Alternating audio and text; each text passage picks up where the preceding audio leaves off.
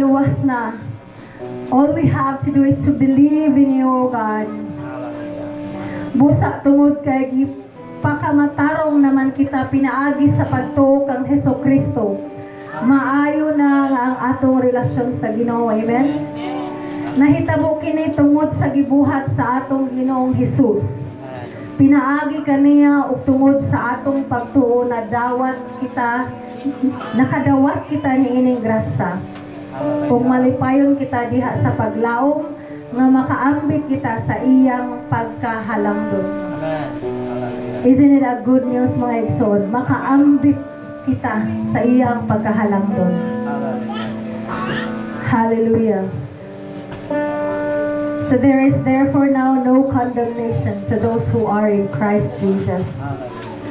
We should be grateful, mga igsoon. Di na tayo condemn. We worship your name, O God. We give you glory, Jesus. Salamat sa inyong dako nga gugma, O Diyos. As we come before your presence, as we humble ourselves, O God, may we remember, may we fully understand kung unsa mi sa imong atubangan o kung unsa ikaw, Ginoo, ikaw ang among Dios, balaan nga Dios.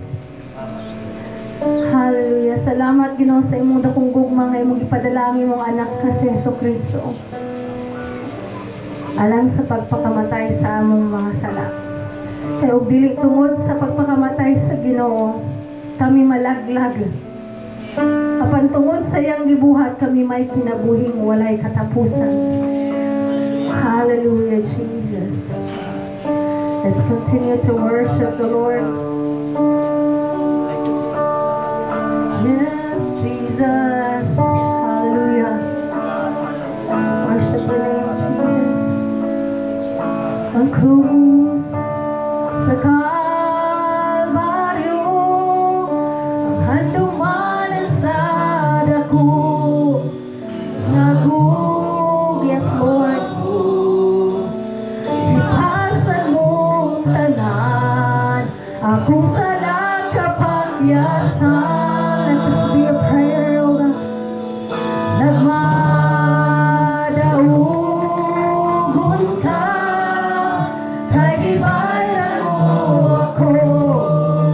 Gawas tunay, yes Lord, kamatayon may gahom.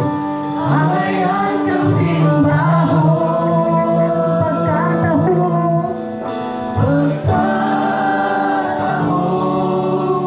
sa gumang. With all of your hearts,